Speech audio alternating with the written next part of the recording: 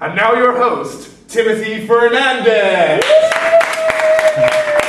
Thank you, everybody. My name is Timothy Fernandez, and today I will be hosting this lovely panel, and we will be talking about the most recent general election of the United States. Thank you very much for joining us. First, we will go to Joe, to our political analyst, to give us the review of the results. Joe? Right. These just coming in. We've got in the House 193 Democrats, 242 Republicans, 51 Democrats, 47 Republicans, and 2 independents in the Senate. And that was with a turnout of 42.1%. Gee whiz, Joe. Thanks. First, I'd like to present our candidates for when I say candidates, I mean our panel for today. We have on the far right, we have Sasha, or otherwise known as Bob Power, who is a Tea Party member. We have Senator Corey. We have Tracy Polita, the Democrat. On my left, I have Jem Jackson Jr., another political analyst. To his left, we have Professor Goldstein, another political analyst. So firstly, I just want to kickstart the debate with the first question to Jem. What do you think is the major factor in the demise of the Democratic support in the House and the Senate? Well, Tim, I'm glad you asked that question because, well, I think as we can see from the results that it's the economy, stupid. 9% unemployment at the time of the election shows that perhaps the people are voting against the Democrats because of the poor economic policy and the poor economic state that America is in. The midterms have always been a time of protest against the current president and the current executive. And as we know, the current executive and president just aren't doing enough to get our people in jobs and get our economy running again. And what we're seeing is perhaps a negative coattails effect, where congressmen and representatives and senators are getting voted out because of Obama. That's my view. That's my view, Tim. I wonder if Professor Goldstein has anything to say. Professor Goldstein, do you have anything to comment on this matter? Well, what I would say, Tim, is basically what we're seeing in this election is the rise of the Tea Party. Now, the Tea Party are growing in momentum. This has happened as a result of hatred of large government. Now, at the last election, obviously, Obama won power and has gone for big stimulus packages, big government. Americans don't like this. They're turning against it after 2 years. At the next election, we're going to see this even more exaggerated. Americans don't like big government. Thank you very much, Joe and Jen. And now I'd like to pose a question to Senator Corey. Corey, you must be delighted at these results. Could you please give us your take? I'm understandably delighted with the results. The simple fact is, Republican congressmen are bringing home the bacon, and the Democrats just now.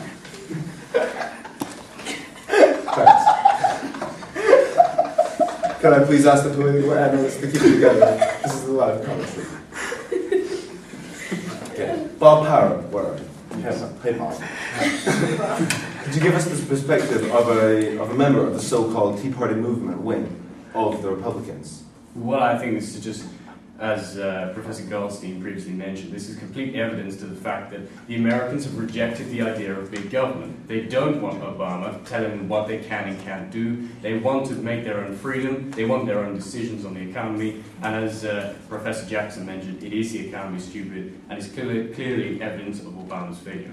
Thank you very much, Mr. Power, and I love that accent. Flo, do you have anything to say on that? I think that's completely wrong, because I don't think these elections showed that they don't have faith in the Democrats. I think it shows that the Democrats aren't appealing to the young votes and the black votes and the minority votes. We lost a lot of Hispanic and minority voters that we gained during the presidential election.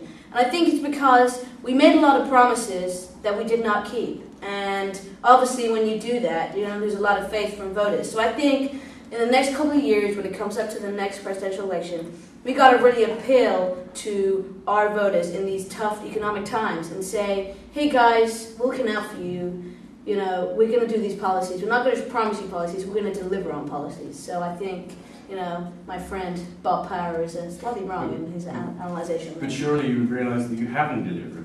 Surely would you realize that Obama has failed, and the reason he's lost is because he has lost the faith of the majority He's of the only American 2 years people. in. It takes a lot to achieve something in just 2 years. Still got another 2 years to do Two what he years, set out 2 to years say. to increase the power of government and take away freedoms from American people. I don't think you can say in a time like this that big government is the problem. In a time like this, you need to help people as much as they need. Big Because government is we're always going the through a problem. crisis, Mr. Power, and if you can't see that, then I don't know who can. I see that we have a crisis, but I just see that Obama has the wrong solution.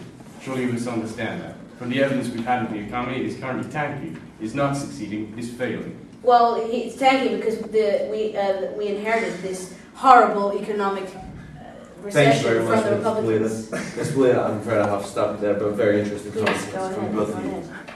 My next question is directed to Professor Jackson. Professor Jackson, in your book, Pin the Tail on the Donkey, the 21st Century Democratic Party, you say that the Democratic support is in decline. Do you think that these midterms are the first indicators of such? Well, before I answer your question, Tim, I'd just like to say to the American people, my book, Pin the Tail on the Donkey, the 21st Century Democratic Party, it'll be in all good bookstores over the next few months. Buy it, read it, tell everyone you know to buy it and read it. It's a really good book. I got quotes from Clinton saying it's one of the best books he's ever read, so go out there and buy it. But in response to your question, in my book I do discuss the idea of how Obama has lost the virtue and the greatness that got him that election in 2008. Because when Obama came to power, he got the black vote, he got the Hispanic vote, but more importantly, he got black and Hispanic voters that weren't registered as voters before to come out and vote for him. What we're seeing is 2010 is a reduction in what had just happened. Because Obama has now lost his presidential shine, his idea that he's bringing about change. We've had 2 years, and we haven't seen that much change. So those people who came out and voted for him and getting him in the White House weren't voting this time. And that had a big effect on the Democratic potential of winning this election. And furthermore, the Democrats have lost more seats in midterms since Warren Harding in 1922. This is the biggest midterm defeat in 86 years. 88 years, I'm sorry. I'm a professor of politics, not mathematics.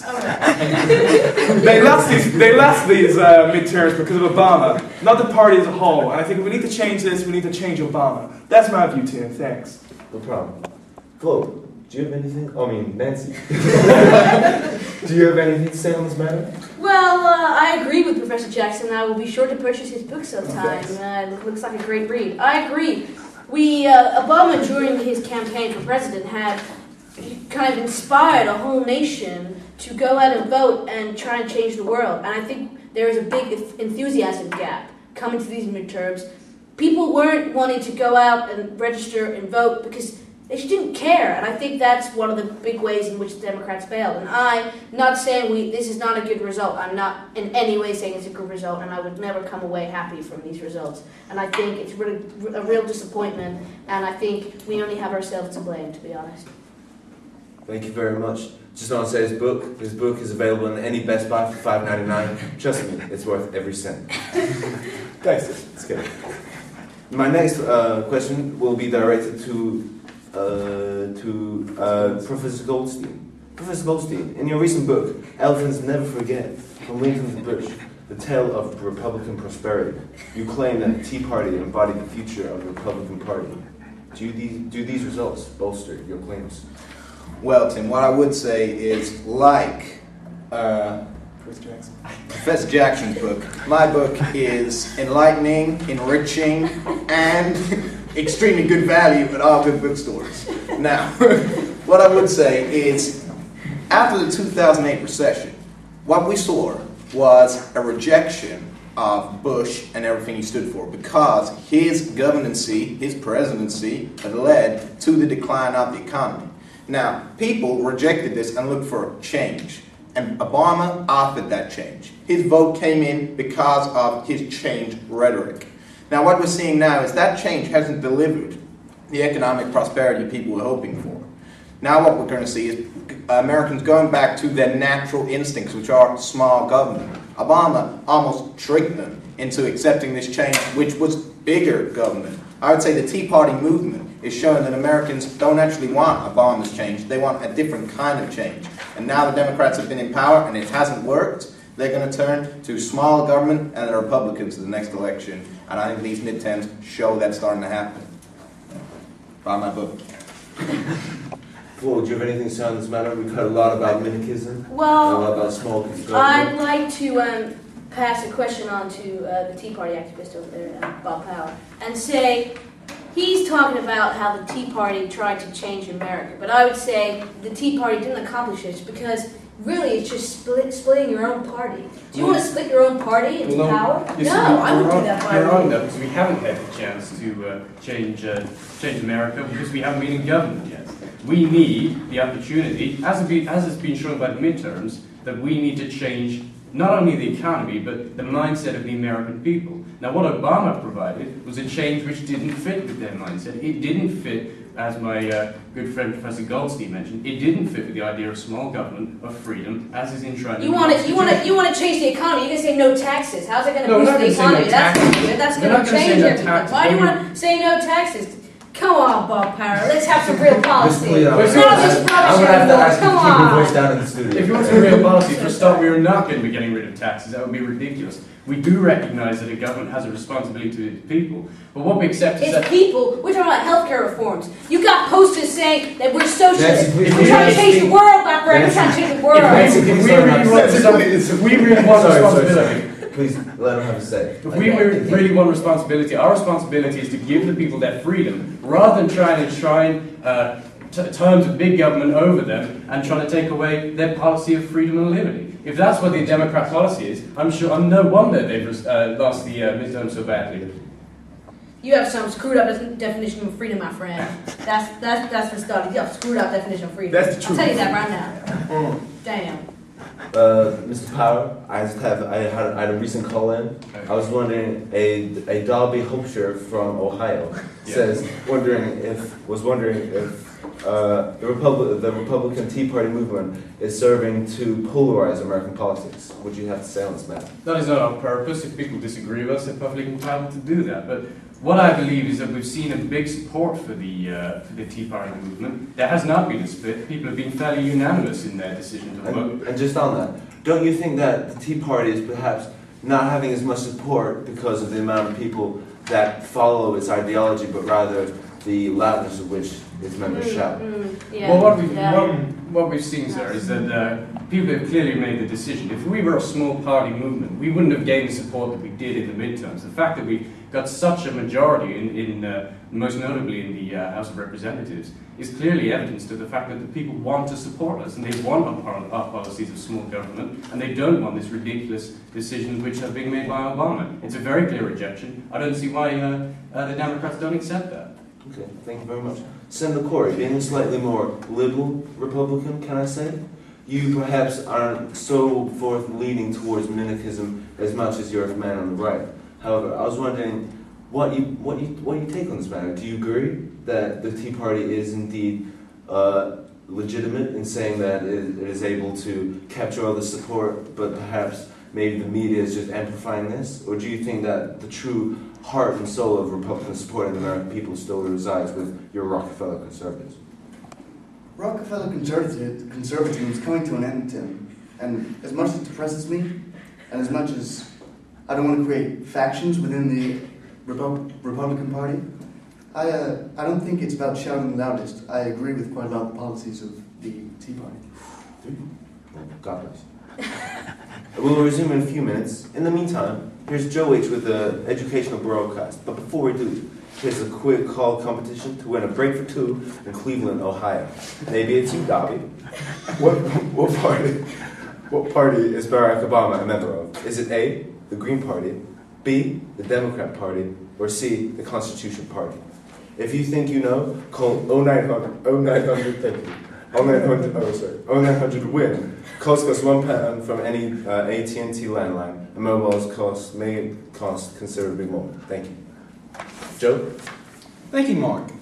Now, I'm going to be going through the differences between midterms and presidential elections.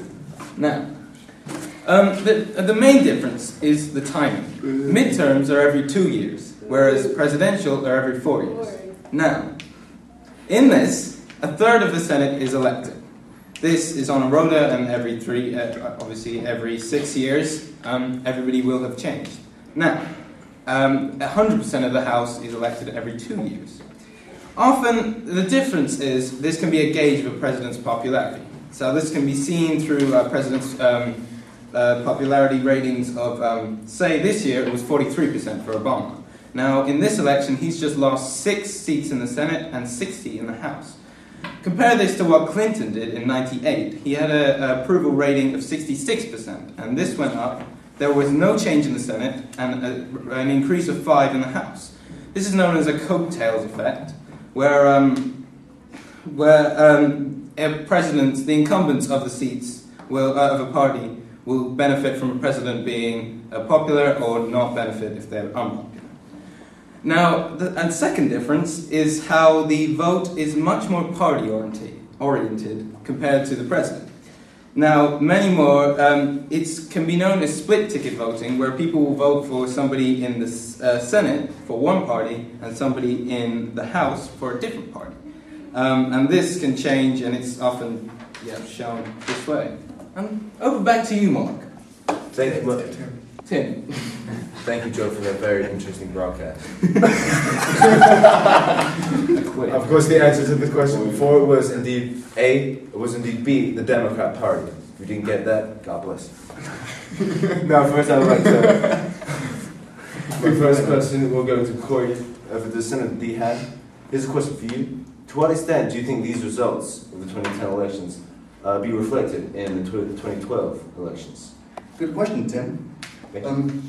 I don't believe that this is a reverse coattail effect as such. I believe this is a signpost of a further underlying issue with President Obama, who offered change, but hasn't changed a lot.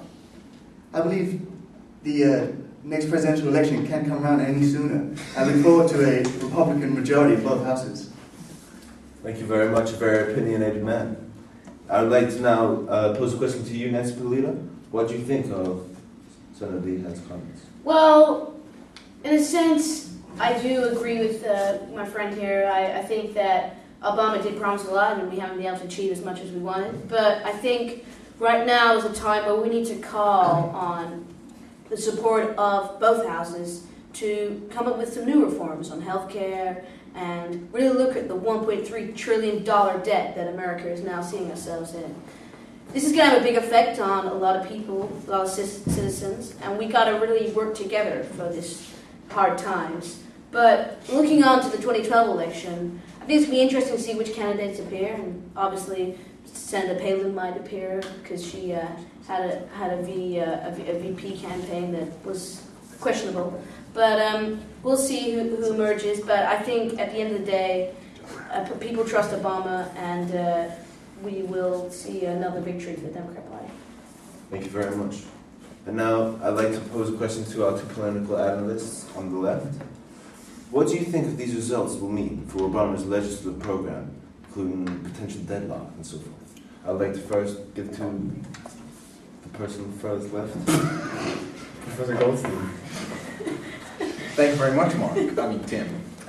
What I would say is this is definitely going to make Obama's legislative program a lot more difficult to pass. Now, we've already seen him having difficulty even when he's got a majority in both houses. He had difficulty getting through his health care reforms, first of all, and he's having difficulty getting through all sorts of reforms.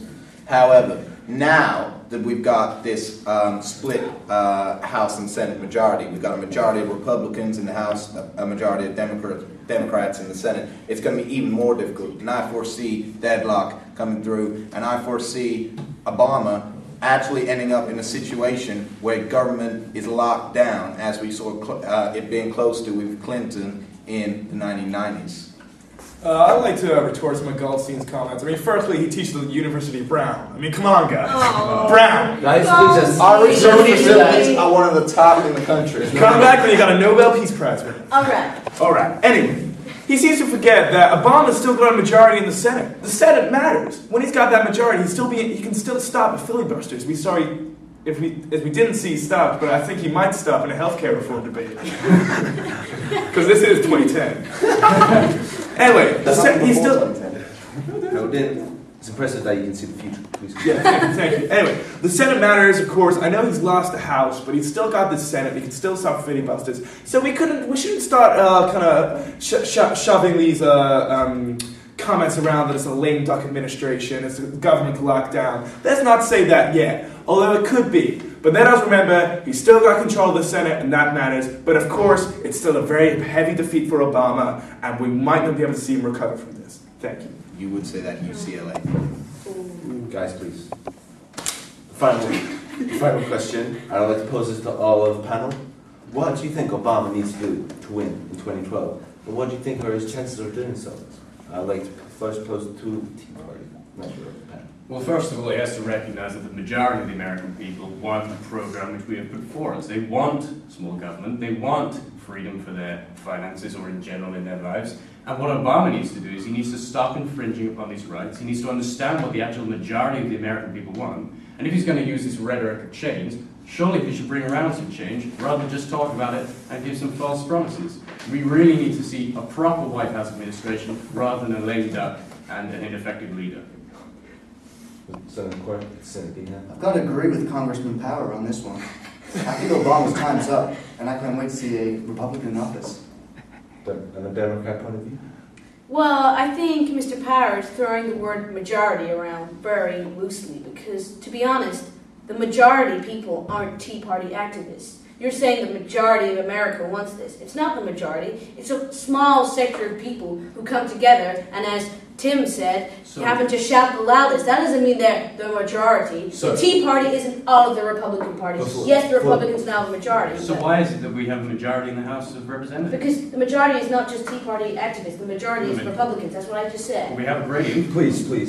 Sorry. But what I would say Obama needs to do is make use of his internet campaigning, which he did so well last time, and really think of policies like healthcare reform, as Mr. Goldstein said, and that appeal to the people in these tough times. And although, yes, I've said before, we have this $1.3 trillion debt, you got to say to people, yeah, you live in debt, you're going through hard times, so what we're going to do is we're going to make free healthcare. You know, it's worked in England, it's going to work here. I don't care if people shout about, oh, the NHS, it's so rubbish. It's awesome. That's all I'm going to say. Awesome. Freaking awesome. Mr. Jackson? I agree with quite a lot of what Kalidas just said. I think we need to remember what Roosevelt did in the 30s. It was a time of great debt, a time of great recession, but he brought in many welfare programs that still remain here today and help the people that need help the most. If Obama can get this in there, he'll get those blue-collar votes. He'll get the blacks and the Hispanics to come out and vote for him. And that's what he needs to win. Thank you. All right. And finally, Professor Goldstein. Well, Tim, I would say Obama's chances rest upon two main things. Firstly, the future of the economy. Now, as we've seen, as Jem mentioned, as Professor Jackson mentioned, what we need is to see a massive increase in economic growth. Obama really needs to stress in his election campaign that in Europe, where they're cutting deficits, cutting spending, they're not getting any growth. Whereas in these United States, we are getting at least some growth, thanks to Obama's stimulus packages. He needs to put that forward if he's to counter the small government rhetoric of the Tea Party. Now, second of all, Obama really needs to create the same sentiment and enthusiasm for his campaign for blacks, Hispanics, and indeed white voters that he managed to do in 2008.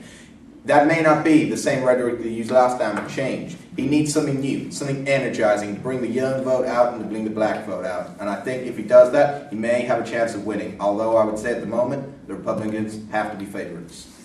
Thank you very much. And finally, to our political correspondent, I know you have no expertise at all, but do you have anything to say?